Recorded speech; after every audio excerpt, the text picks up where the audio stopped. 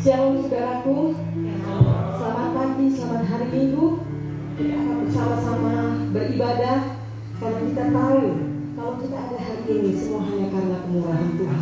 Anugerahnya selalu besar bagi kehidupan kita, membuktikan bahwa kekuatan Allah senantiasa menyertai kehidupan kita hari ini. Terima kasih banyak Tuhan Yesus. Kami akan meninggikan Engkau Tuhan Yesus. Kami akan nyatakan syukur kami Tuhan Yesus di dalam hidup kami Tuhan Yesus. Kami akan memuji menyembah-Mu Tuhan. Sebab hanya Engkau yang layak menerima semuanya Tuhan Yesus. Di dalam kehidupan kami banyak hal terjadi Tuhan Yesus. Tapi kalau kami boleh melewati tahun 2020 dan kami masuk di tahun yang baru sampai minggu ketiga hari ini Tuhan, semua hanya karena kekuatan-Mu yang menyertai hidup kami. Terima kasih banyak Tuhan Yesus. Segala sesuatu boleh terjadi, namun kami percaya ada kuasa Tuhan yang sanggup menyelesaikan segalanya bagi kami Tuhan. Terima kasih banyak Tuhan. Haleluya, kami bersyukur Tuhan untuk kasih setia-Mu. Terima kasih Tuhan. Terima kasih bersyukur.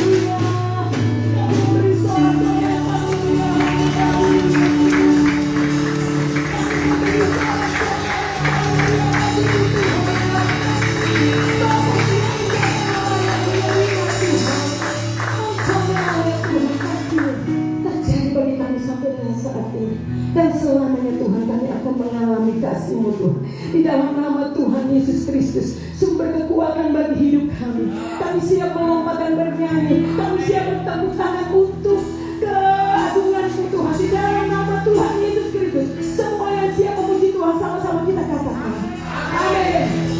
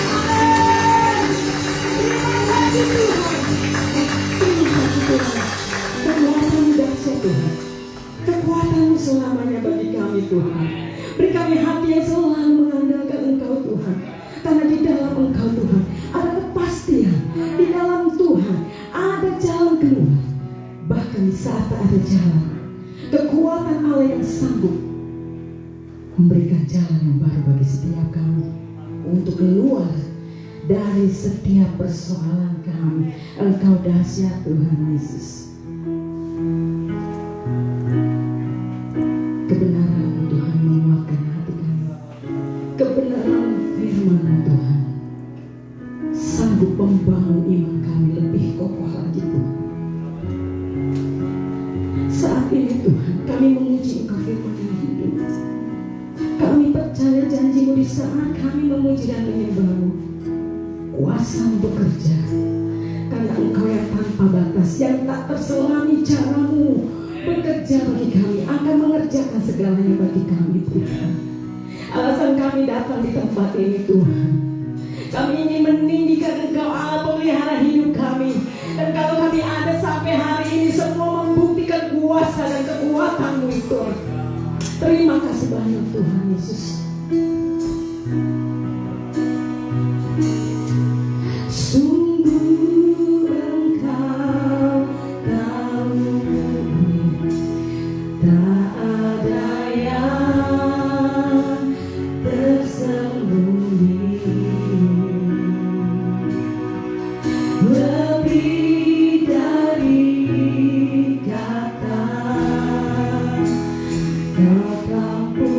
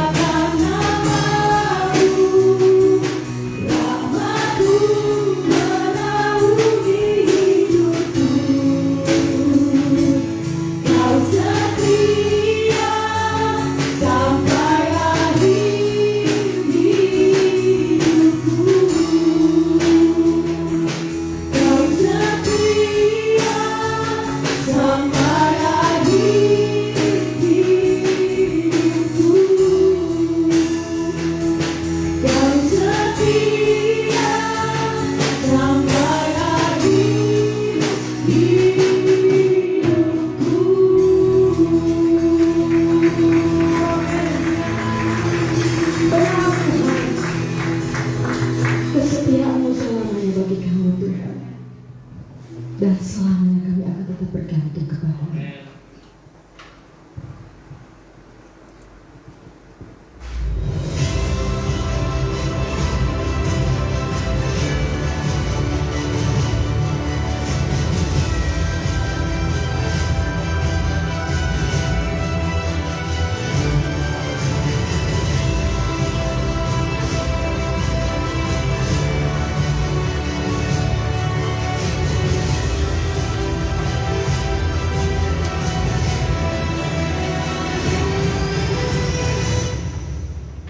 Shalom, kekasih Kristus.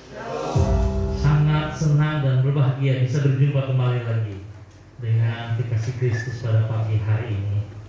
Sekalipun suasana di luar pada hujan, tapi tidak menghalangi setiap kita untuk datang bersekutu bersama dengan Tuhan, datang untuk memuliakan nama Tuhan. Kekasih Kristus, tentu saudara masih ingat 3 minggu yang lalu kita bagaimana punya tema-tema yang sudah kita pelajari tentang hidup yang baru, restart kembali, memulai sesuatu yang baru di dalam kehidupan kita. Dan saya mau katakan kekasih Kristus, kalau hal ini dari awalnya kita tidak memperhatikan dan kita tidak menekuninya, nanti kita keluar jalur lagi gitu. Saya sangat berharap perhatiannya supaya kita bisa tekun, kita taat, kita setia, kita melakukan seperti yang Tuhan inginkan. Sebab kalau tidak, nanti kita kembali lagi. Masa nanti akhir tahun kita mulai lagi dari baru. Ya tidak ada pertumbuhan yang sesungguhnya sangat disayangkan begitu loh. Ya, dari Januari kita semangat dan ternyata kita menghilang semua.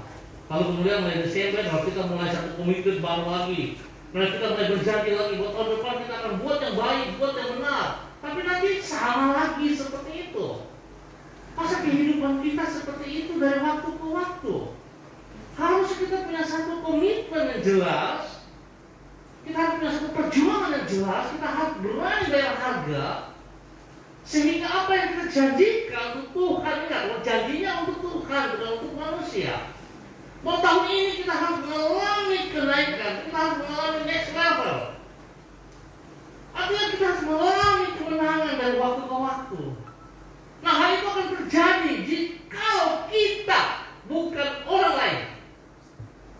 Kalau kita sendiri yang harus berjuang, harus berani bayar harga. Kalau tidak akan, saudara. Yang itu berulang-ulang, saudara. Cuma kalau saudara mau sadari, kita dibodohin. Ya, kita dibodohin oleh siapa? Oleh pekerjaan sejahat. Ya, kita mau dibodohin gitu. Harusnya tidak boleh. Karena saudara tahu, kita memiliki kekuatan yang luar biasa dalam kehidupan kita, yaitu ada Roh Kudus di dalam hidup kita masing-masing.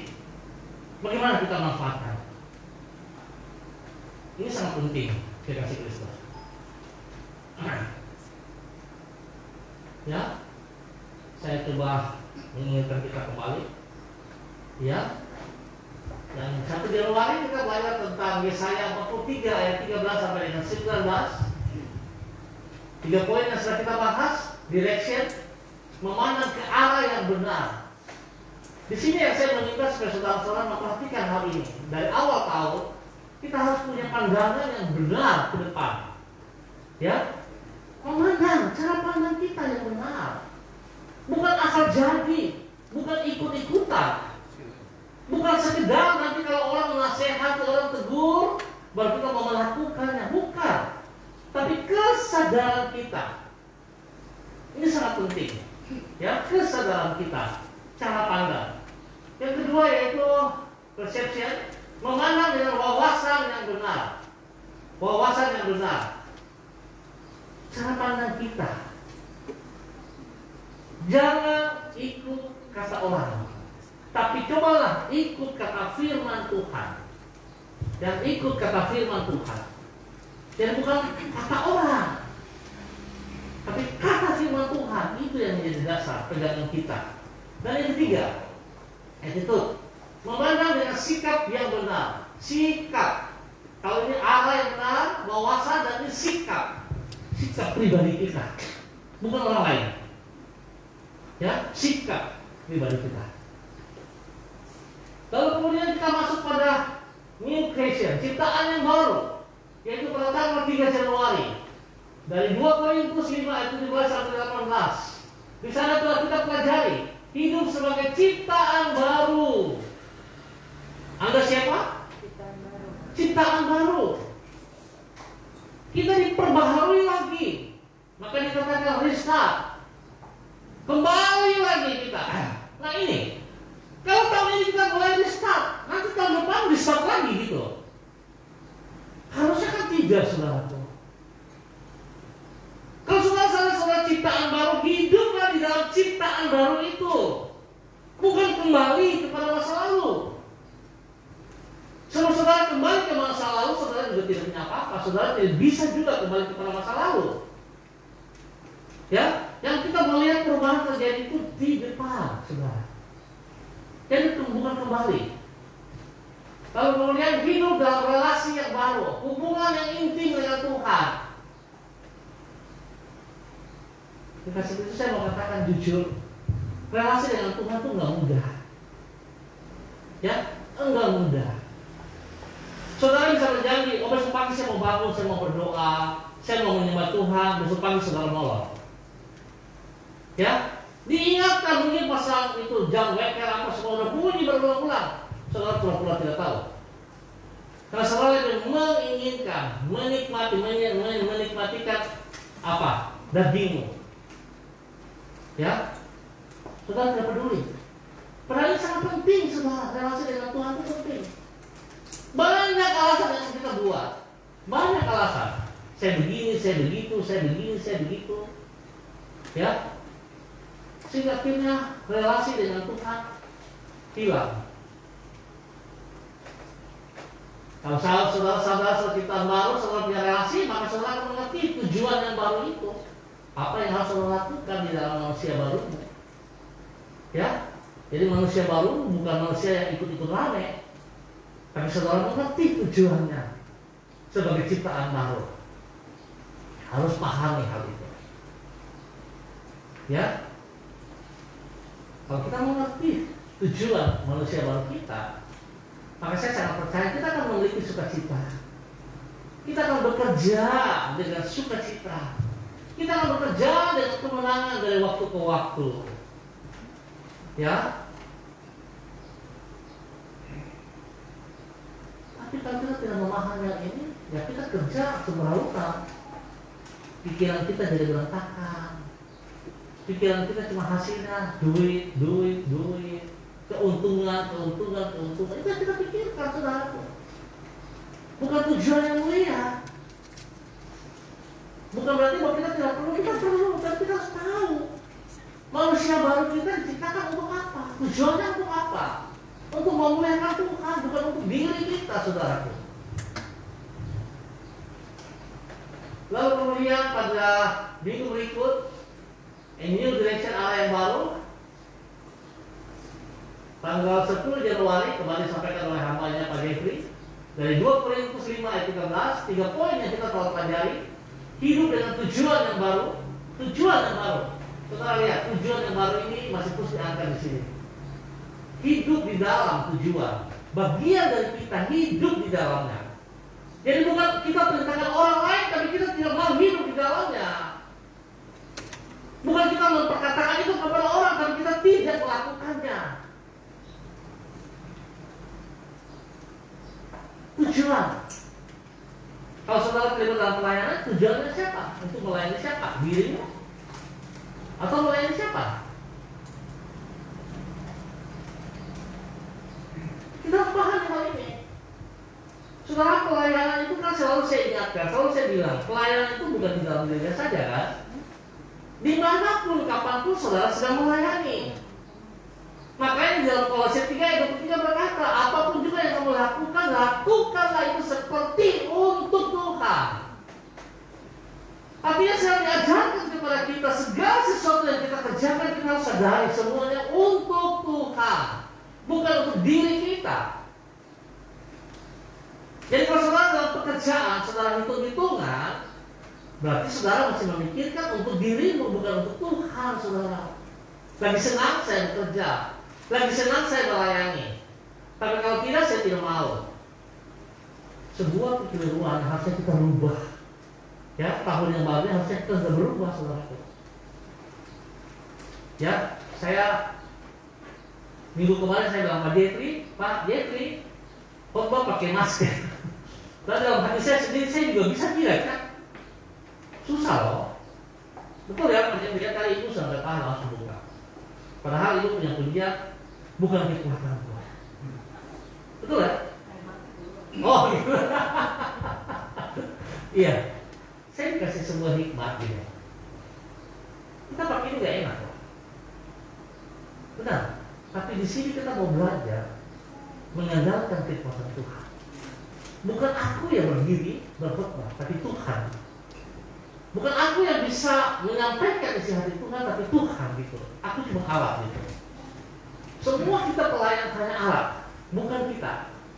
Jadi prinsipnya kita harus ingat Tuhan bersama dengan kita. Tuhan yang dinomor-satukan. Kita bisa karena Tuhan.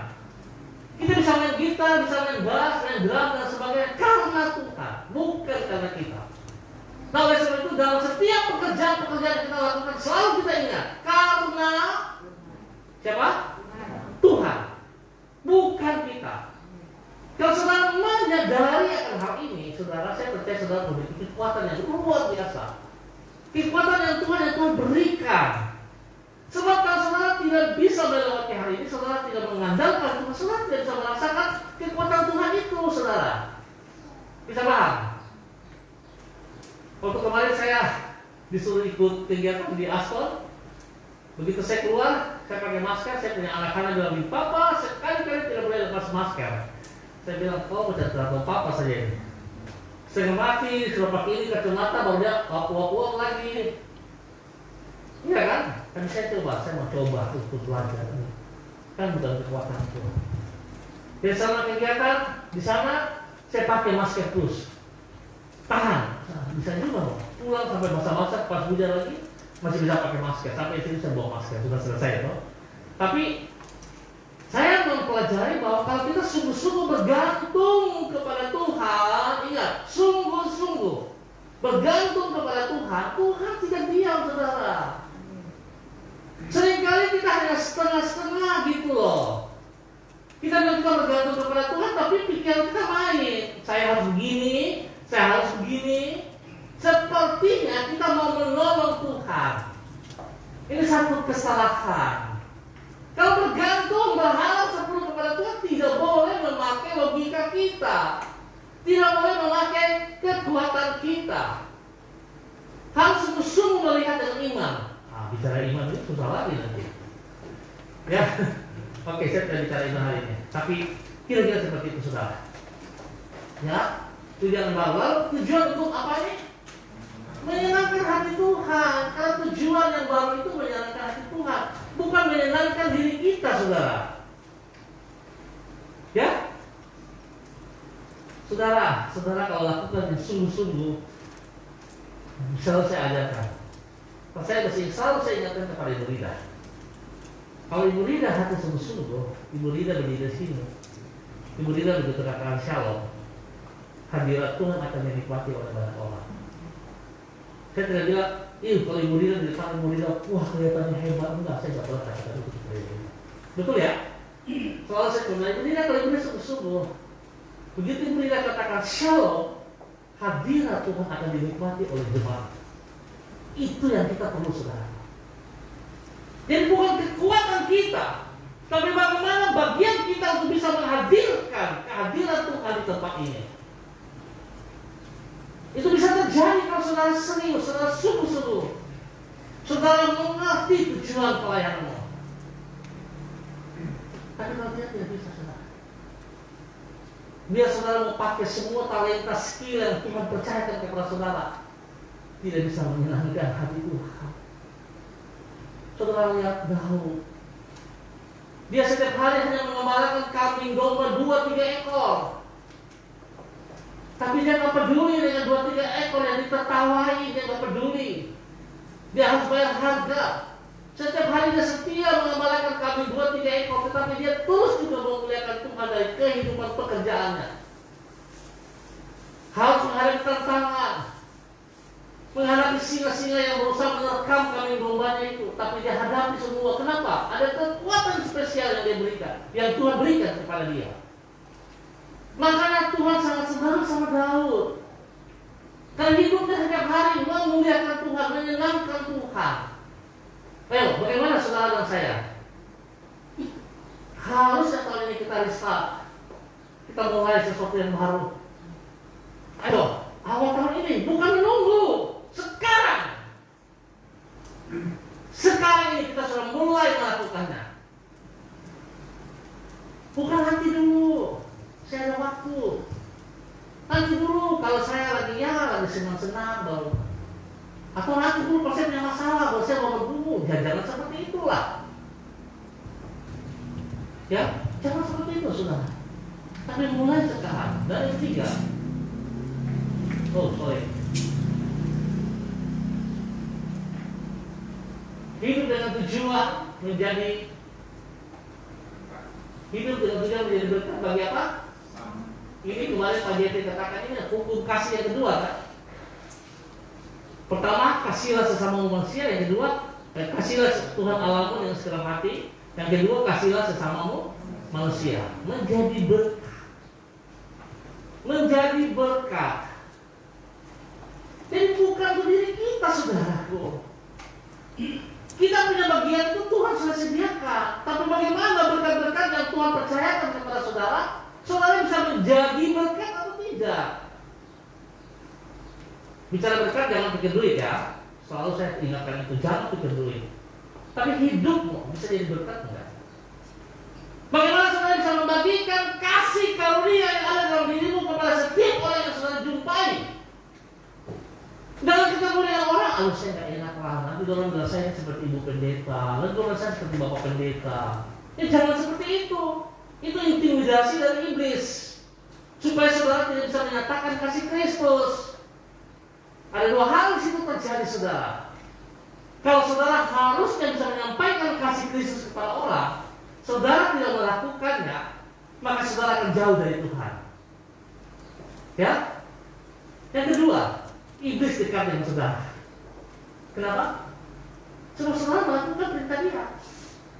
Saat seharusnya saudara menyampaikan kasih Kristus, saudara tidak mau melakukan, berarti saudara mendengar perkataan iblis, betul kan? Berarti saudara dekat dengan iblis. Tapi kalau saudara melakukan, tidak, saya harus lakukan. Orang mau bilang saya apakah, yang penting saya di dalam yang benar, saya sampaikan. Tuhan Yesus berhasil kau. Pada saat kita sungguh-sungguh melakukan hal itu, baru kita bisa melihat kuasa Tuhan bekerja dalam hidup kita, saudaraku. Kalau tidak bisa. Ya. Iblis memakai 1001 macam cara untuk membuat kita jauh dari Tuhan. Ya. Membuat kita jauh dari Tuhan. Tetapi tidak bisa, kita harus tetap harus percaya. Ya, kita harus tetap percaya bahwa Tuhan ada di pihak kita.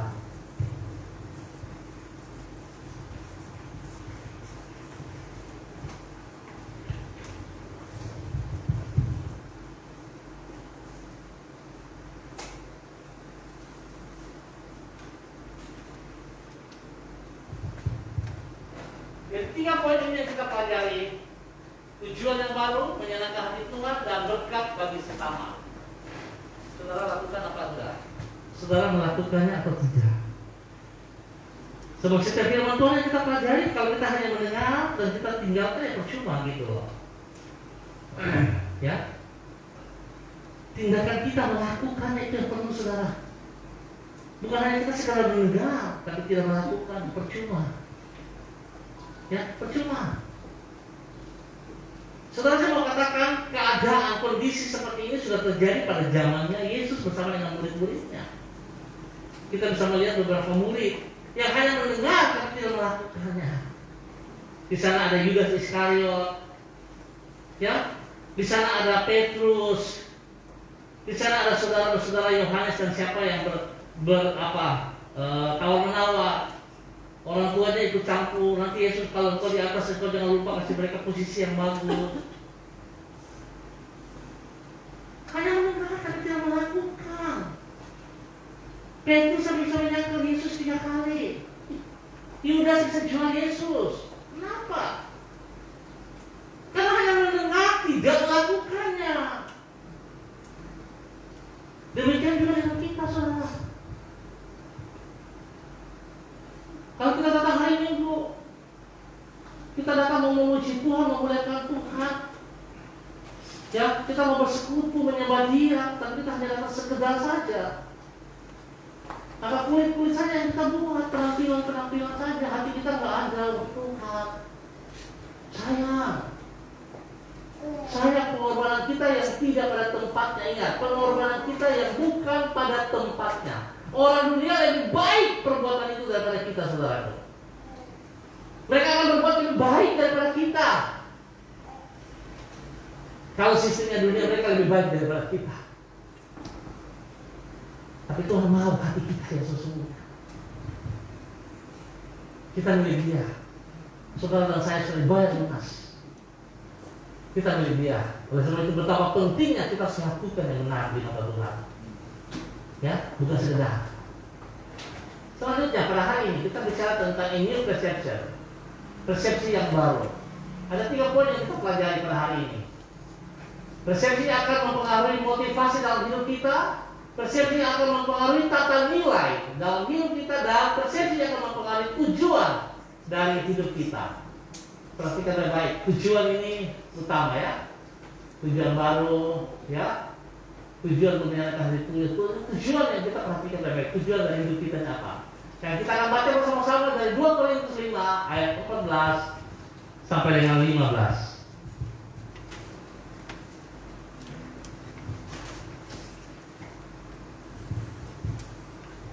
2 Korintus pasal 5 ayat 14 dan 15. Kita baca bersama. 1, 2, 3.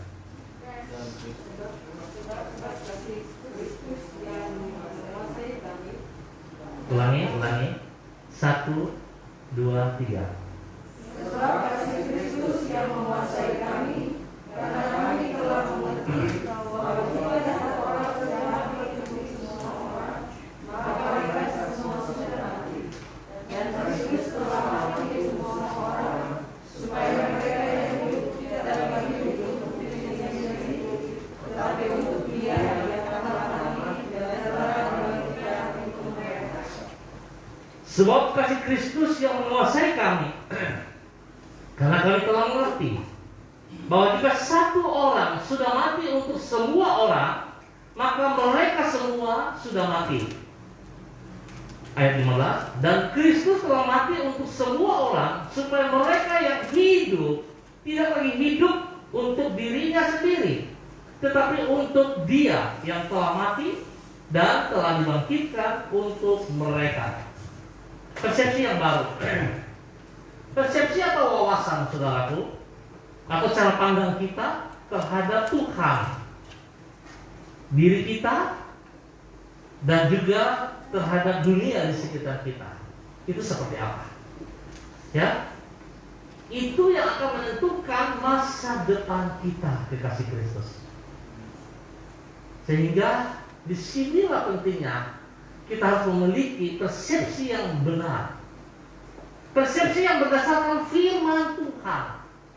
Bukan kata dunia, bukan kata orang, bukan kata diri kita. Tapi kita lihat dari sudut pandang Alkitab, dari kebenaran firman Tuhan. Itu yang bisa membuat kita punya wawasan yang benar ke depan. Ya, saya kasih contoh. Ada 3 orang pada saat yang bersamaan, 3 orang pada saat yang bersamaan melihat seorang pemudi terjatuh dari sebuah sepeda. 3 orang bersamaan melihat si Sepa jatuh dari sepeda. Iya kan? Nah, kita lihat cara pandang, wawasan dari 3 orang ini. Yang pertama, dia adalah seorang penggemar sepeda. Ya hobinya tuh sepeda. Jadi begitu dia lihat Sheva jatuh dari sepeda, dia aduh sayang sekali, sepeda baru, sepedanya mahal, jadi cacat. Cara pandangnya kepada sepeda, saudara. Orang yang kedua, ya dia orang ahli hukum. Dia melihat Sheva jatuh, dia bilang, wah ini harus dilapor itu motor tuh senggol Sheva itu harus dilapor supaya bisa diadili. Jadi saudara melihat yang kedua cara pandangnya dari sudut hukum, ya dia tidak lihat tadi seperti cara pandang yang pertama, wah sepeda itu mahal dan sebagainya, tidak. Tapi dia lihat dari sudut hukum, wah ini ada kesalahan. Dan yang ketiga, seorang mahasiswa, dia lihat Sheva jatuh dengan kasihan, cewek cantik jatuh, lututnya luka, tergores. Nah, cara pandangnya juga berbeda dari yang pertama dan yang kedua. Di sini kita bisa belajar dari contoh ini, ya, cara pandang kita, cara wawasan kita tergantung dari pribadi kita yang mengerti arti pandang itu yang sesungguhnya. Persepsi itu kita harus lihat dari sudut yang benar. Kalau kita tidak melihat dari sudut yang benar, seringkali kita justru yang saya dapati, saudara, kita terintimidasi. Ya, kita terintimidasi. Sadar nggak sadar kita seringkali mau disalahkan. Kalau kita membuka celah untuk menerima intimidasi itu, akibatnya apa, saudara? Saudara tidak bisa buat apa-apa. Saudara akan merasa tertuduh, atau saudara akan merasa sombong. Dua kali aja. Saudara terintimidasi dengan pujian dari iblis. Oh, memang betul cara pandang itu yang paling benar. Itu harus dihakimi, harus diadili. Wah, itu saya ini cara pandang yang benar, kok ini cara pandang salah. Sombong. Tetapi kalau dia negatif, maka aduh saya salah ya, dalam saya memandang dia cara begitu, tertuduh dia. Maka setiap saat cuma berpikir kesalahan yang dia buat.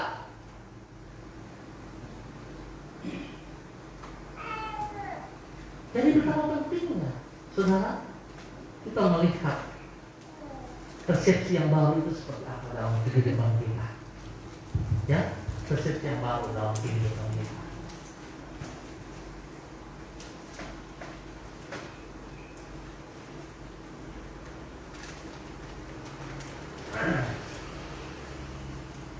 Persepsi yang baru dan benar tentang pengorbanan Kristus ini mempengaruhi tiga hal. Yang pertama, persepsi akan mempengaruhi motivasi dalam hidup kita. Ya, mempengaruhi motivasi. Saudara, kalau saudara perhatikan di dalam ayat 14 dan ayat 15, di situ dijelaskan oleh Paulus dengan cara persepsi wawasan yang baru yang dia dapati setelah dia bertobat, saudara. Saudara tentu tahu cerita Paulus dulu yang namanya Saulus. Dia termasuk salah satu penjahat yang suka menganiaya pengikut-pengikut Kristus. Kalau berbicara tentang kebenaran Tuhan, arti kata berbicara tentang Taurat Tuhan, dia ahlinya, saudara kalah. Dia memang luar biasa sekali. Dan disitulah cara hidup yang salah. Dia bangga dengan kesalahannya. Seringkali kita seperti itu, saudaraku. Kita sombong dengan kesalahan-kesalahan kita. Kita hidup dengan mempertahankan cara hidup kita yang salah dan kita rasa itu yang benar. Kita dibilangin, iya Pak, tapi kita tidak lakukan. Berarti kan kita sombong, saudaraku. Kamu harus berdoa. Iya Pak, siap, saya akan berdoa. Tapi saudara tidak berdoa. Apa artinya, saudara? Saudara berani menyampaikan berkat firman Tuhan ke orang lain. Iya, saya siap. Saya akan coba. Tapi tidak pernah coba. Kapan? Saudara bisa bertindak. Ya? Berarti saudara tidak mengalami perubahan yang benar. Nah, ini harus kita rubah, saudara. berani bayar harga, saudara tidak akan bisa berubah. Ya, jadi persepsi yang baru itu dilakukan oleh Paulus waktu dia mengalami kelahiran kembali. Tentu saudara tahu ceritanya bagaimana dia ketemu dengan Yesus dan dia harus buta kurang lebih 3 hari. Lalu matanya dicelikan kembali dan namanya diganti menjadi Paulus. Dia mendapat sesuatu yang baru. Dia melihat bagaimana karya Kristus dalam kehidupannya. Sehingga pada ayat 14 dikatakan Paulus menjelaskan bahwa sekarang ia hidup dengan wawasan atau persepsi yang baru, atau sebagai pengertian atau pemahaman yang baru, yaitu Kristus telah mati untuk semua orang. Maka mereka semua yang ada di dalam Kristus juga sudah mati. Saudara dan saya, kalau mengerti Yesus telah mati bagi saudara dan saya, maka setiap kita juga sudah mati. Pengertian mati di sini bukan jasmani, tapi manusia lama kita sudah mati. Yang mati siapa? Manusia lama kita sudah mati. Jadi jangan saudara mengingat lagi manusia lamamu. Saudara mempertahankan manusia lamamu. Saudara, kalian mudah saudara bisa menjelaskan bahwa saudara masih terus setia kepada manusia lamamu. Saat saudara ditantang untuk melayani Tuhan, saat saudara ditantang bekerja untuk Tuhan, iya Pak, dan saudara tidak melangkah, berarti saudara masih mempertahankan manusia lamamu. Saudara masih bangga dengan manusia lamamu. Saudara masih hidup di dalam manusia lamamu. Tapi waktu saudara ditantang, ingat, waktu saudara ditantang, sebenarnya itu adalah suara dari Tuhan melalui hamba-hamba. Bahkan bisa terjadi melalui istri saya, melalui suami saya, anak cucu saya, orang tua saya, itu bisa terjadi, saudara. Dan kalau saudara tidak melangkah, berarti saudara mempertahankan manusia lamamu. Saudara kan, saudara? Tapi kalau saudara melangkah, berarti saudara mau melepas manusia lama, seperti Paulus. Dia berani mengambil tindakan, dia melepaskan kehidupan dia, makanya dia katakan apa yang ada di belakangku adalah sampah. Aku melupakan apa yang ada di belakangku dan mengarahkan diriku kepada panggilan Kristus. Oleh sebab itu betapa pentingnya. Kalau tidak saudara, saya mau katakan sadar dan sadar kita telah tinggal di dalam manusia lama. Sampai kapan? Maka kembali lagi nanti tahun depan lagi kita komitmen lagi mau hidup baru lagi. Kita gagal katanya, kita membuat lagi yang baru. Oh, dari waktu ke waktu begitu terus, saudara. Karena sesungguhnya saudara tidak pernah mau melepaskan manusia lamamu. Saudara masih berhidup dengan kepompong, ulat. Padahal saudara sudah menjadi kupu-kupu yang cantik. Saudara harusnya bisa terbang untuk menyampaikan isi hati Tuhan. Bukan bangga dengan kecantikan yang ada pada dirimu. Bukan bangga dengan warna-warna yang ada pada kupu-kupu itu. Tapi tugas, tujuan utamanya apa? Dia harus pergi bekerja, membuat serbuk sari untuk membuat pertumbuhan pada bunga-bunga yang lain. Dan itulah tugas kita bersama, saudara. Menyampaikan kebenaran firman Tuhan untuk membuat pertumbuhan kepada orang-orang yang tidak mengenal kebenaran itu. Itu tugas kita. Bukan tugas Bapak Pendeta, tapi tugas kita bersama selaku orang-orang percaya yang sudah mengalami kelahiran baru. Mari, saudara, ayo bangkit. Ayat ke-15 dikatakan, Paulus menjelaskan bahwa semua orang yang ada di dalam Kristus juga hidup, yaitu dalam kehidupan yang baru. Ya, makanya dari kedua ayat ini 3 poin yang kita pelajari. Pertama, persepsi akan mempengaruhi motivasi dalam hidup kita. Motivasi yang mengarahkan niatan dan tindakan kita, cara pandang kita, atau paradigma kita, saudaraku. Ini kita harus bertindak. Kalau tidak, saudara kan tinggal terus dalam manusia lama. Kasihan deh, kasihan saudara. Ya, kelihatan rohani, tapi ternyata tindakan saudara rohana. Kelihatan saudara dipenuhi oleh Roh Kudus, tapi ternyata dipenuhi oleh Roh Kudus. Sadar nggak sadar itu terjadi, saudara. Karena saudara berusaha mempertahankan manusia lama. Ya, saudara berusaha mempertahankan manusia lama. Saya kemarin ketemu dengan saudara Edward. Tentu saudara masih ingat anaknya Pak Pasirega ya. 1 tahun yang lalu kan dia punya masalah sedikit, tekanan terjadi, emosional terjadi. Dan saya cuma hanya mau ingin tahu bagaimana setelah dia sembuh total. Kamu tahu nggak apa tindakan-tindakan kamu yang kamu lakukan? Saya tahu Pak, Bapak saya tahu. Saya tahu bagaimana saya mau memukul orang, saya tahu, tapi saya nggak bisa berhenti.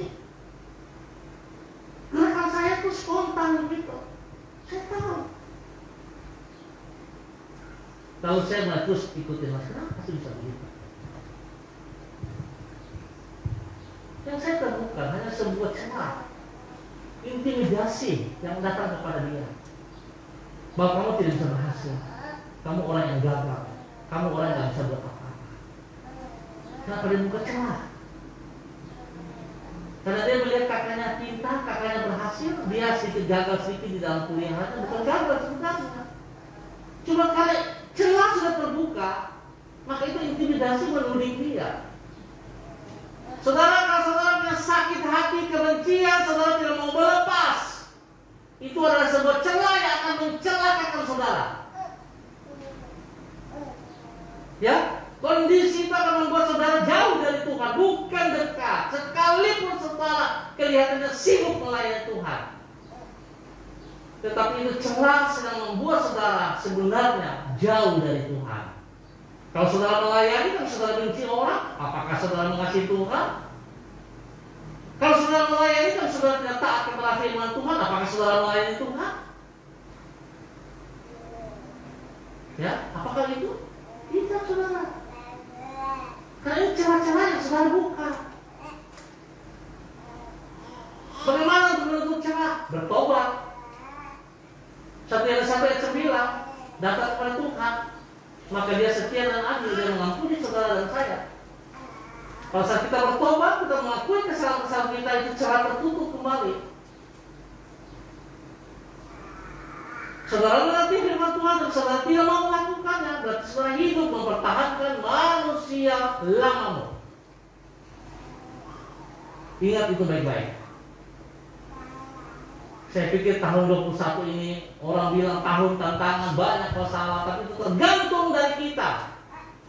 Persepsi kita kepada Tuhan kita yang kita sembah seperti apa, saudaraku. Tuhan kita hidup. Tuhan kita bertanggung jawab atas hidup kita, saudaraku. Tapi nanti Bapak alami baru Bapak tahu. Kan Bapak tidak alami. Siapa bilang kita tidak alami? Ya. Di situ sebenarnya saudara sedang membuka celah membela diri. Ya, saudara belajar. Kita belajar sama-sama. Kalau ada sebuah masukan yang benar berdasarkan firman Tuhan, tapi kita mencela, ya, kita membela diri, saudara tidak menerima firman Tuhan. Saudara lebih memakai kekuatanmu sendiri. Coba perhatikan itu baik-baik, saudara. Tapi kalau begitu ada nasihat kebenaran yang masuk dan saudara renungkan, resapi. Oh ya Tuhan, terima kasih. Saya harus berubah. Di sini kesalahan saya dan saya mau berubah. Maka saudara akan melihat pertolongan Tuhan ternyata dalam hidup. Kalau tidak bisa, saudara. Ya.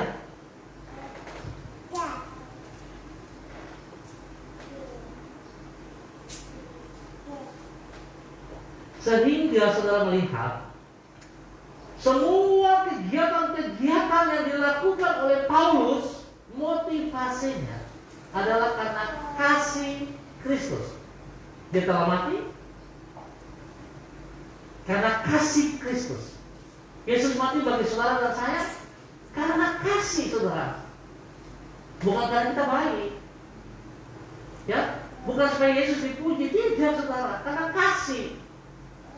Motivasi itu yang ditangkap oleh Paulus. Dan dia ajarkan itu juga kepada kita, saudaraku. Kalau saudara menangkap motivasi, kalau Yesus mati itu saudara karena kasih, kasih, maka cara pandangmu kepada Yesus adalah karena kasih, saudara. Yang tidak bisa kita balas. Nah, oleh karena itu kalau kita mengerti akan hal ini, semua aktivitas yang kita lakukan harus berdasarkan kasih Kristus, bukan karena kekuatan kita, saudara. Karena kasih Kristus.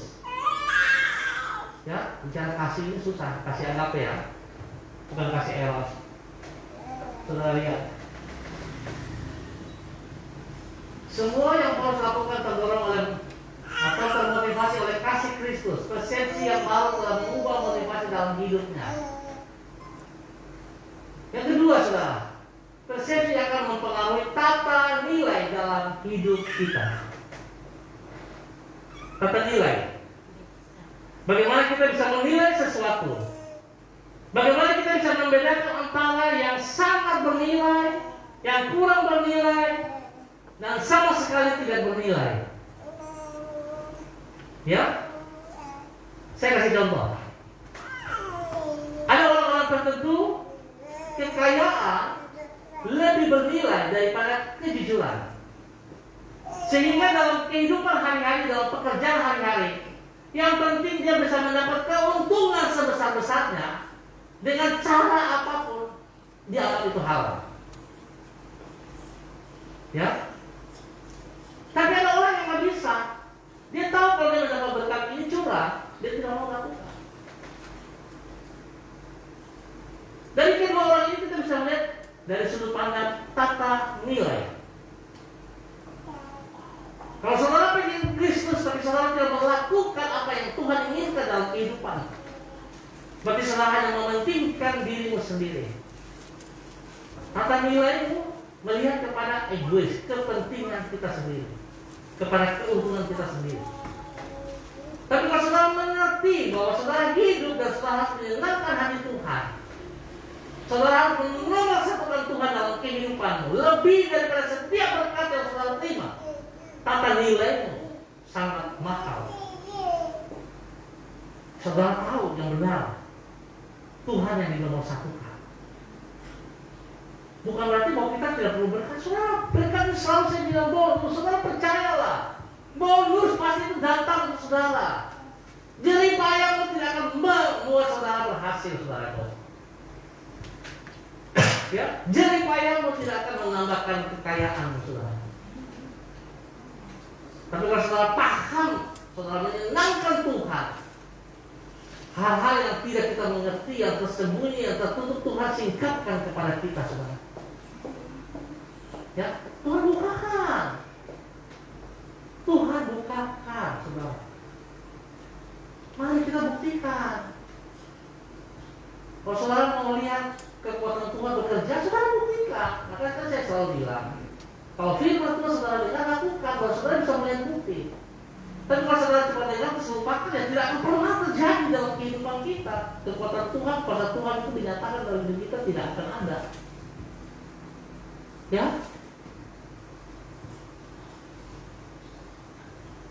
Jadi bagaimana tata nilai kita, cara pandang kita, persepsi kita kepada Tuhan?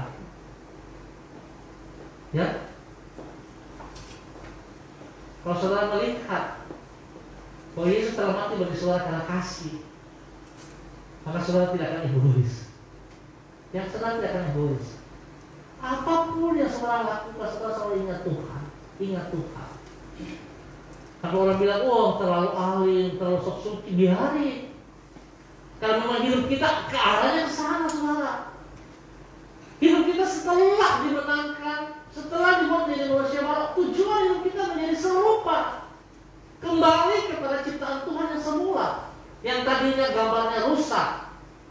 Kita harus kembali kepada kesempurnaan. Itu tujuan kita, saudara. Jadi jangan cuma berpikir, kan saya setelah Yesus saya masuk surga. Nih, belum selesai, saudara. Belum selesai. Ya, belum selesai. Masih dalam proses perjuangan. Harus kita kerjakan bagian kita. Tuhan Yesus sudah melakukan bagiannya. Dia sudah menebus segala dan segala kejahatan, dari hukum kejahatan, hukum dosa. Dia sudah bayar lunas, dia sudah menanggung semuanya itu dari kematian. Tapi sekarang bagiannya kita untuk menyelesaikan proses itu. Ya, bagian kita, saudara. Saudara paham nggak? Kalau saudara cuma cara persepsi saudara cuma menyiapkan saya sudah terima Yesus, saya sudah selamat, saudara tidak masuk gereja, saudara tidak mau bersekutu, saudara hidup senang-senang, saudara hidup dalam dosa. Apakah seperti itu? Pengorbanan Kristus kita ganti dengan cara seperti itu, saudara? Betapa piciknya kita, saudara. Ya, betapa piciknya kita. Maka selalu saya ingatkan kepada saudara-saudara sebagai hamba-hamba Tuhan, sebagai pelayan, saudara melayani Tuhan dengan sekuat tenaga, dengan sungguh-sungguh hati, jangan mau mengawal. Jangan lagi senang kalau saya melayani. Kalau saya lagi capek saya tidak mau melayani. Jangan seperti itu. Saudara harus ingat bahwa Tuhan ada di pihak kita. Secapek-capeknya Tuhan akan memberikan kekuatan yang baru. Tidak pernah tidak. Saya katakan demikian karena saya hidup. Setelah 30 tahun hidup melayani Tuhan, saya lakukan itu sekuat tenaga saya. Saya merasakan pertolongan Tuhan. Ya. Kemarin saya mencapai usia yang ke-60. Saya salah perhitungan kemarin waktu saya hari Selasa saya bongkar media di depan itu. Tujuan saya mau memperbaikinya, jadi saya hitung waktu salah. Waktu hari Jumat itu ada 2 puasa, saya berpikir itu hari Kamis. Ya saya berpikir nanti bisa kesempatan untuk hari Jumat pagi saya bisa kerja. Tetap hari Jumat 2 puasa, wow, waktunya singkat. Begitu hari Sabtu lagi saya sudah pagi-pagi, ternyata ada kegiatan lagi di Aston Hotel. Sudah cilaka sudah ini, meja tidak selesai, sudah terbongkar begitu. Pulang dari Aston, saya mencoba bekerja. Kurang lebih setengah 4 sore, saya mulai potong itu kaki meja. Saya telepon bisa tidak saya potong. Sudah tahu apa yang terjadi? Saya loyo. Rasa capeknya minta ampun, saudara. Kami sudah baru potong 4 kaki saja, kami sudah tidak tenaga. Itu manusia dalam segala keterbatasan. Manusia akan mengalami kemerosotan. Kalau saudara mengandalkan kekuatan, semakin saudara merasa kemerosotan itu. Tapi kalau saudara mau mengandalkan Tuhan, saudara akan melihat pertolongan Tuhan. Saya tarik nafas dalam-dalam, saya berkata, Tuhan tolong saya. Tuhan tolong saya. Terus pulang saya berkata seperti itu. Saya ajak kemudian selesai medianya. Ya, saya aduh Tuhan terima kasih. Ternyata bisa jadi tukang juga ya. Iya. Tapi saya mau katakan bukan berarti bahwa saya bisa bikin dia, bukan. Yang saya mau saudara, kita belajar melihat bahwa ketergantungan kita kepada Tuhan tidak setengah-setengah. Ya. Faktor usia tidak bisa menghalangi kita untuk memiliki kekuatan itu dari Tuhan, karena Tuhan yang punya hak. Dia punya kedaulatan untuk memberikan kepada saudara dan saya. Kalau kita bergantung sepenuhnya kepada Dia, maka saudara akan memiliki kekuatan itu. Ya. Tujuan hidup kita untuk memuliakan Tuhan, untuk menyenangkan Tuhan. Nah, oleh sebab itu betapa pentingnya saudara. Di pada poin kedua ini kita melihat persepsi akan pengaruh tata nilai. Ya, tata nilai bagaimana kita menilai sesuatu. Yang ketiga saudara, persepsi akan mempengaruhi tujuan dari hidup kita. Kembali tujuan. Ya saudara, bukan saja wawasan atau cara pandang kita akan mempengaruhi motivasi dan tata nilai, juga akan mempengaruhi tujuan dari hidup kita. Ya, jadi 2 poin di atas ini, motivasi dan tata nilai, tidak cukup di sini, itu akan mempengaruhi daripada tujuan dari hidup kita. Mempengaruhi tujuan dari hidup kita. Motivasi, tata nilai, mempengaruhi tujuan hidup kita. Saya beri contoh saudara. Bila saudara hidup dengan wawasan yang sempit, ya, maka saudara akan hidup dengan tujuan hidup yang rendah. Banyak hari ini orang pasang togel dengan yang besar. Saudara tahu nggak? Wawasan sempit. Pasang togel itu kan cuma hanya apa? Kira-kira itu berharap sesuatu yang tidak pasti kan? Nah itu berulang-ulang saudara kan hidup dalam penderitaan. Mana ada orang juri yang kaya? Ya. Kalau wawasan hidup cara pandangmu melihat kepada kalau saya hidup bekerja dengan curang-curang, saya pasti berhasil. Saudara punya hidup rendah. Ya, cara hidup itu rendah sekali, saudara. Tidak benar seperti itu. Dan kematian Kristus bukan itu yang Dia mau dalam hidup kita, saudara. Tapi kematian Kristus membuat kita supaya hidup berkemenangan. Ya, hidup dengan kehidupan yang benar, yang bernilai, yang berharga.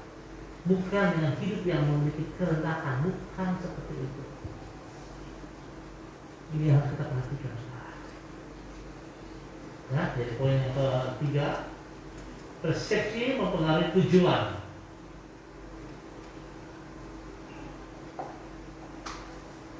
Ya, cara pandang kita mempengaruhi motivasi dan nilai, juga mempengaruhi tujuan dari hidup kita.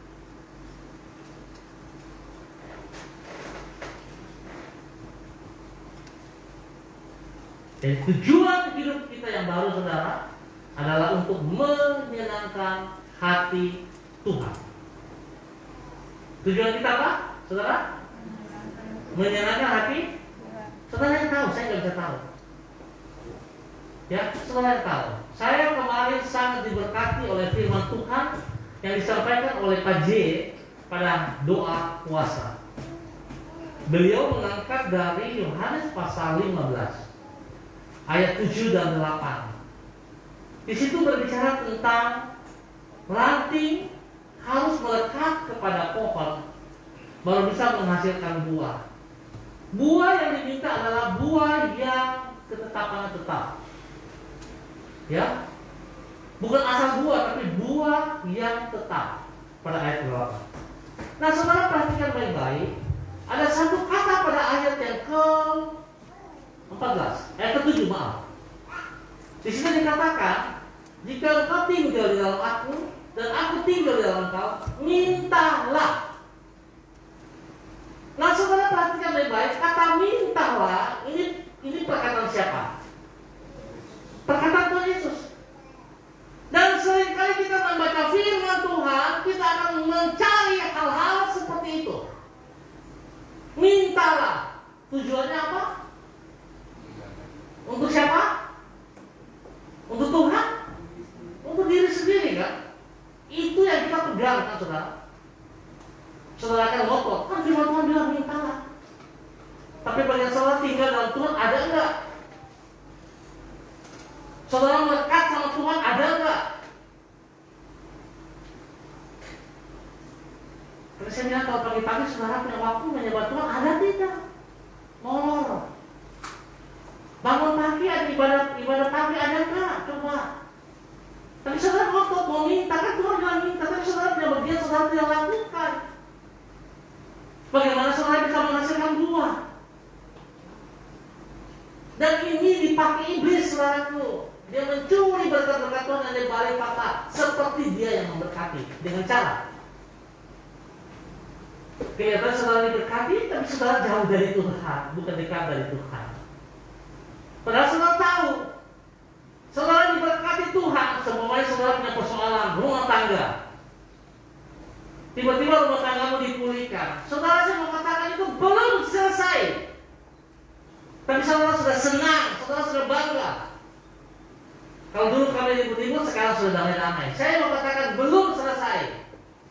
Dan disinilah celah yang iblis ambil untuk membohongkan saudara. Saudara kelihatan senang, tapi saudara jauh dari Tuhan. Saudara dekat dengan Dia. Nanti saudara akan ketemu masalah yang luar biasa, saudara bingung. Padahal harusnya saudara mempertahankan. Kalau tadi masalah dan saudara bisa dipulihkan, saudara harus mempertahankan hal ini. Saudara harus tetap setia, tetap hidup di dalam Tuhan.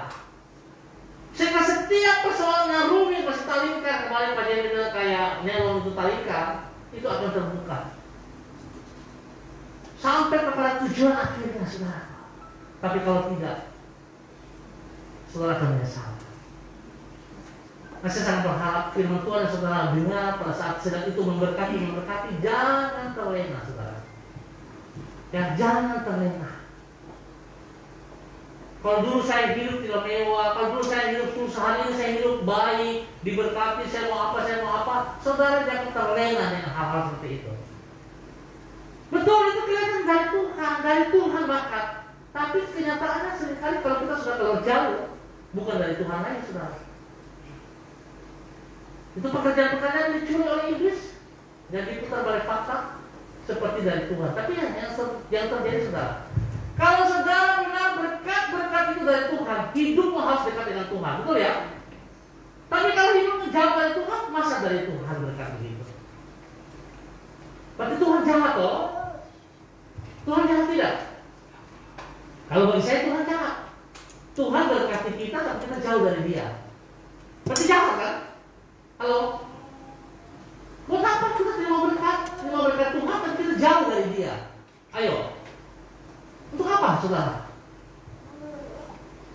Tapi kalau kita diberkati Tuhan, harusnya kita semakin melekat. Itu yang diminta dari Yohanes pasal 14 ayat 7 itu. Semakin melekat menghasilkan buah yang tetap. Buah itu untuk siapa? Untuk kemuliaan Tuhan. Buah itu salah satu poin yang dikatakan menjadi berkat bagi sesama. Tapi tujuannya bukan untuk diri kita, tapi untuk kemuliaan Tuhan. Saudara bangga, nama Tuhan dipermuliakan dari hidup saudara. Tidak perlu saudara bangga-banggakan diri. Orang akan melihat, wow, ternyata Pak Jeffrey hanya karena ada kasih Kristus di dalam hidupnya, dia bisa menjadi berkat bagi banyak orang. Gambarannya seperti itu, saudara. Nah, oleh sebab itu betapa pentingnya. Mari kita membangun relasi yang benar. Dan hari ini kita belajar 3 poin, ya, motivasi, tata nilai, dan tujuan dari hidup kita di dalam persepsi yang baru, di dalam wawasan yang baru. Tuhan memberkati kita semuanya. Mari kita berdoa.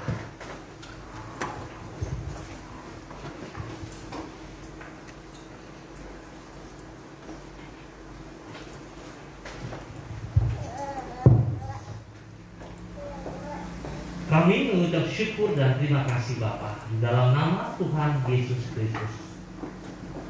Firman yang telah kami pelajari, kami sungguh sadar bahwa seringkali kami punya keterbatasan, ketidakmampuan.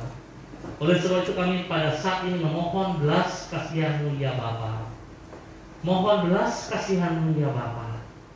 Demi Yesus yang hidup, yang telah berkorban mati untuk kami semua, dengan tujuan supaya kami hidup di dalam kebenaran, supaya kami hidup bisa menjadi berkat, menjadi saluran berkat, supaya kami hidup bisa mempermuliakan Dia senantiasa, tidak dengan egois, tetapi semuanya bagi kemuliaan. Biarlah dapat kami lakukan, ya Allah, di dalam nama Tuhan Yesus Kristus dari waktu ke waktu. Berkati seluruh hamba-hamba-Mu yang telah ambil bagian di dalam ibadah pada saat ini, baik ibadah onsite ataupun yang online. Tuhan memberkati kami semua.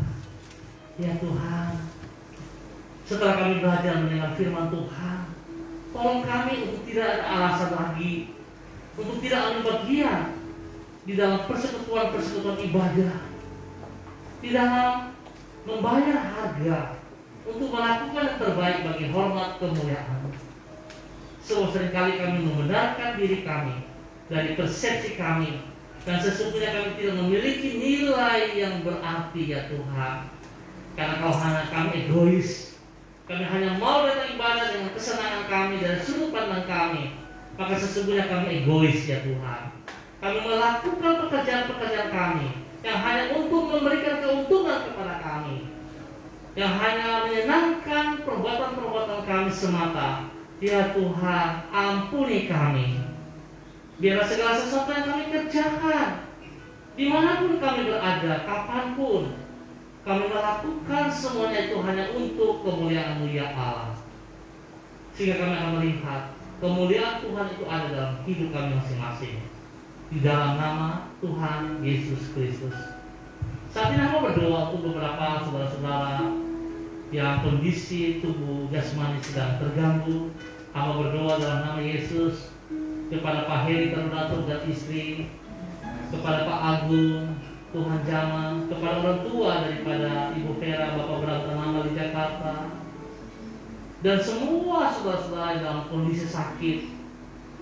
Juga hamba mau berdoa bagi hambamu Bapak Kandi Randa, pendeta GPKI Makarismo. Tuhan juga memberkati.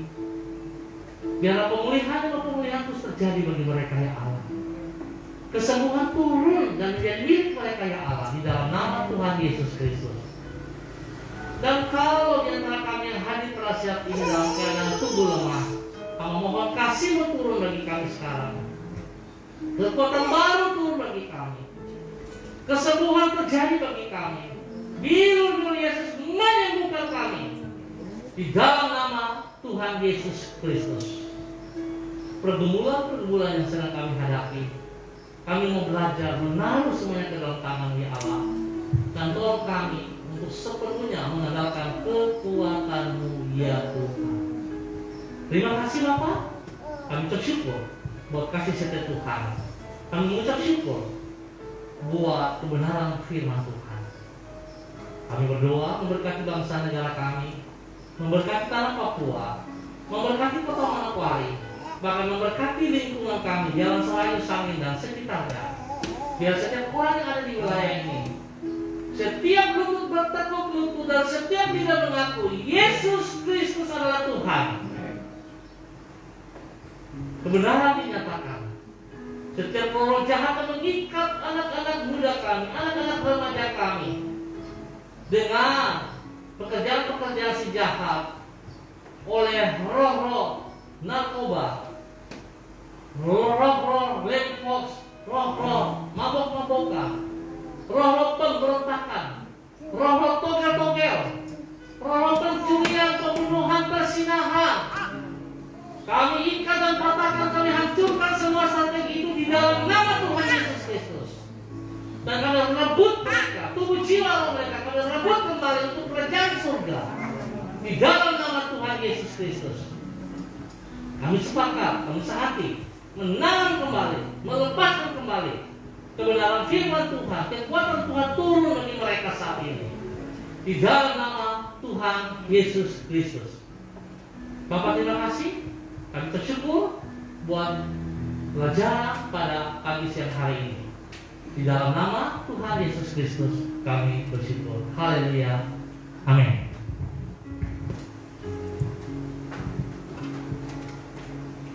Saya percaya firman Tuhan memberkati kehidupan kita.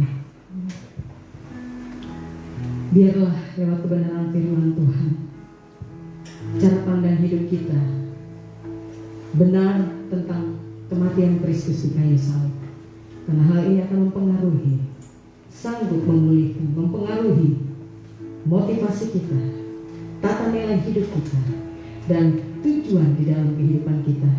Semuanya hanya untuk memuliakan nama Tuhan. Dan biarlah hidup kita boleh menghasilkan buah yang kekal, buah yang lebat untuk kerajaan surga. Kita akan memberi persembahan bagi Tuhan. Bapa, di dalam nama Tuhan Yesus Kristus kami mengucap syukur Tuhan untuk kebenaran firman Tuhan yang telah Kau berikan bagi kami lewat hamba-Mu Tuhan. Biarlah kuasa firman-Mu itu senantiasa bekerja di dalam kehidupan kami. Allah Roh Kudus dalam Kristus Yesus Tuhan, yang akan memampukan kami untuk kami boleh hidup semakin hari semakin menyenangkan hati-Mu Tuhan. Apapun motivasi yang ada di dalam hidup kami, tata nilai hidup kami Tuhan, bahkan tujuan yang ada dalam kehidupan kami, Tuhan baharui di dalam nama Yesus dengan kekuatan yang daripada-Mu Tuhan, sehingga kehidupan kami boleh semakin berbuah untuk kerajaan Allah.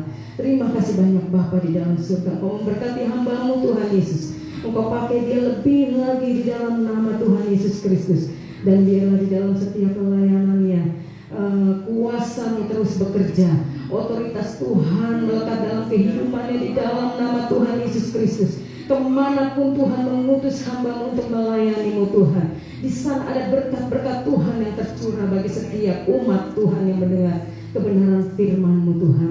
Terima kasih banyak Tuhan. Kekuatan, kesehatan terus memberikan bagi hamba-Mu di dalam nama Tuhan Yesus Kristus. Memberkati istrinya, anak-anaknya, bahkan cucu-cucunya. Memberkati setiap pekerjaan usaha yang dilakukan di dalam nama Tuhan Yesus Kristus. Terima kasih banyak Tuhan. Kami akan memberikan persembahan kami kepadamu Tuhan Yesus. Dan kami percaya pintu surga terbuka dan berkat Tuhan siap dicurahkan bagi setiap kami. Kami menerima bisnis, kami menerima pekerjaan bagi yang belum mempunyai pekerjaan.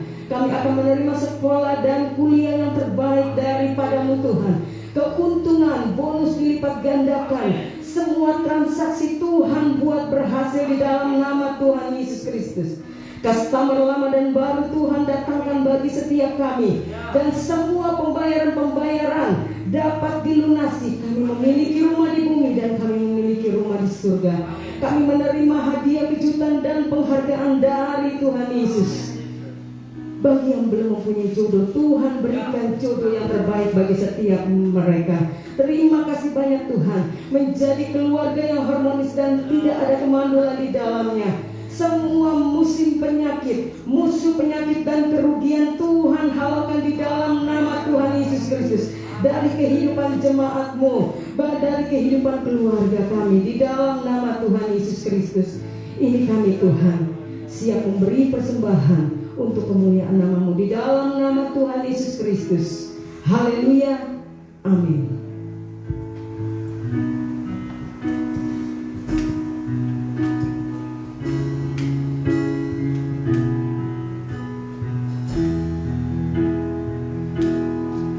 Sungguh Engkau tahu tak ada yang tersembunyi, lebih dari kata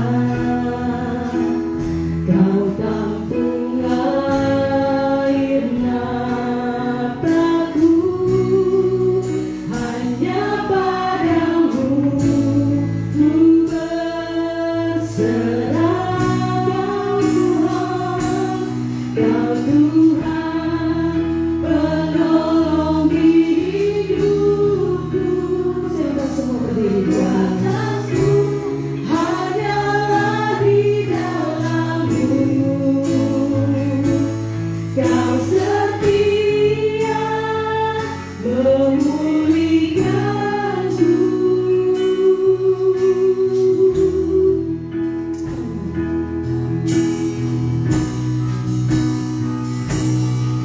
Sungguh Engkau tahu tak ada yang tersembunyi, lebih dari kata Kau tampung air mataku. Hanya padamu ku berserah, Kau Tuhan penolong hidupku.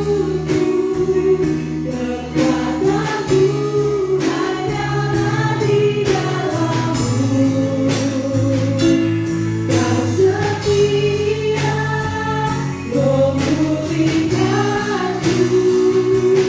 Hidupku memuliakan nama-Mu.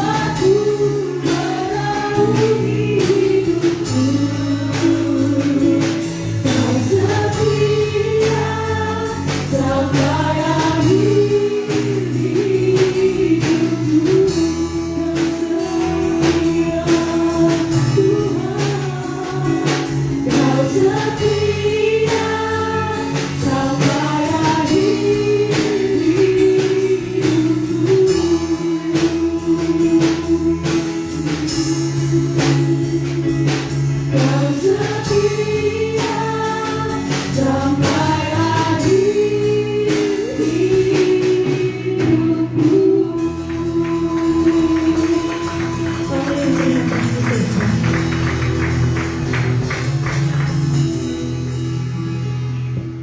Baik kekasih Kristus, sebelum kita mengakhiri ibadah kita pada pagi siang hari ini dengan kasih Kristus, saya mengundang beberapa orang ke depan. Kita akan berdoa sebab mereka berulang tahun, dimulai pada tanggal 15, yaitu Bapak Yang Puluh. Kemudian pada tanggal 16 Bapak Tony Sampara, tanggal 17 Karyanti Mansawan, Hana Sampara, dan Elzire. Boleh ke depan? Elzire sudah tanya. Dan saya dengan kasih Kristus meminta saudara-saudara bisa mengangkat tangan untuk melepaskan berkat kepada yang berulang tahun. Yang mungkin tidak hadir, saudara bisa angkat tangan juga berdoa kepada mereka. Dan saya minta dipimpin sama Pak Devi.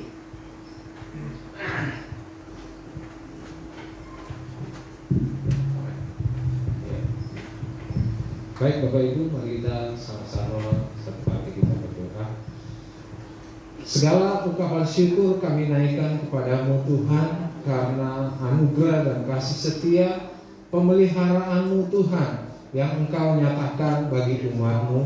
Teristimewa ya Tuhan, di sepanjang minggu berjalan ini Tuhan boleh menyatakan kasih dan kebaikan Tuhan serta pemeliharaanmu bagi saudara-saudara kami ya Tuhan, yaitu Bapak Yan dan juga Yanti dan juga Hana dan juga Elzire dan Bapak Gembala kami Bapak Tony Sampara. Bapak, di dalam nama Tuhan Yesus Kristus, di pagi hari ini kami bersepakat Tuhan, kami melepaskan berkat-Mu turun atas saudara-saudara kami. Elzire, turun di atasmu berkat pertumbuhan jasmani dan rohani daripada Kristus, turun dan memelihara, memberi pertumbuhan yang sejati di dalam nama Tuhan Yesus Kristus. Urapan Allah turun atasmu, Hana, biarlah di usia yang baru engkau dipakai Tuhan dengan luar biasa. Apapun yang engkau perbuat, Tuhan campur tangan dan buat berhasil. Di dalam nama Tuhan Yesus Kristus, masa depan yang cerah Tuhan sediakan bagi engkau. Di dalam nama Tuhan Yesus, kami sepakat juga memberkati Bapak Tony saat ini. Di dalam nama Tuhan Yesus Kristus, urapan Allah turun atas Pak Tony saat ini. Ya Tuhan, karunia-karunia rohani turun atas dia. Kuasa Tuhan terus memperlengkapi dia, sehingga di dalam pelayanannya, ya Tuhan, banyak orang diselamatkan, nama Tuhan dipermuliakan.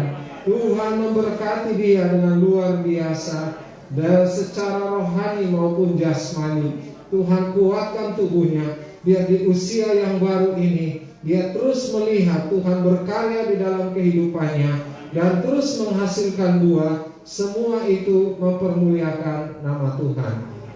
Dalam nama Tuhan Yesus, kami juga memberkati Bapak Yan, memberkati Yanti saat ini di rumah mereka, dimanapun mereka berada. Kami memberkati mereka. Tuhan memberkati masa depan mereka, memberkati keluarga mereka, memberkati kehidupan mereka yang terutama, ya Tuhan, sehingga mereka boleh menjadi umat-Mu, ya Tuhan, boleh menjadi pribadi yang melakukan kehendak-Mu, menjadi berkat bagi banyak orang, dan lewat kehidupan mereka nama Tuhan dipermuliakan. Dalam nama Tuhan Yesus, penyertaan Tuhan kiranya senantiasa menyertai mereka di sepanjang tahun usia yang baru ini, ya Allah. Terima kasih Tuhan, kami bersyukur kata kebaikan-Mu bagi setiap kami, setiap mereka juga yang mengalami usia pertambahan usia ini. Kami bersyukur bersama-sama dengan mereka ya Tuhan. Terima kasih, kami percaya Tuhan menyediakan yang terbaik bagi mereka. Terpujilah nama-Mu, di dalam nama Tuhan Yesus Kristus kami berdoa. Haleluya, amin.